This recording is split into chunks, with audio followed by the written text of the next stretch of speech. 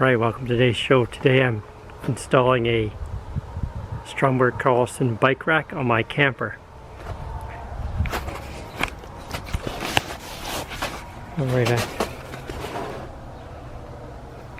I have this bike rack on the camper, and then I put these things on the outside.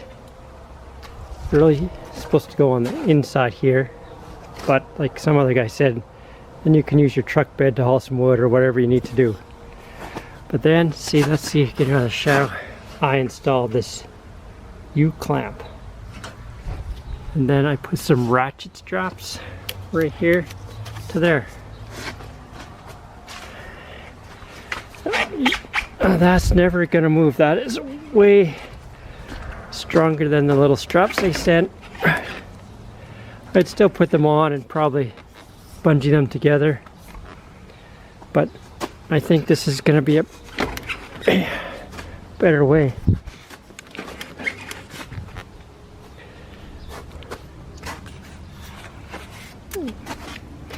Looks like they've even pulled them out of here a little bit. Maybe I can move that one in a bit. I think that's a better way to put a clamp down the middle.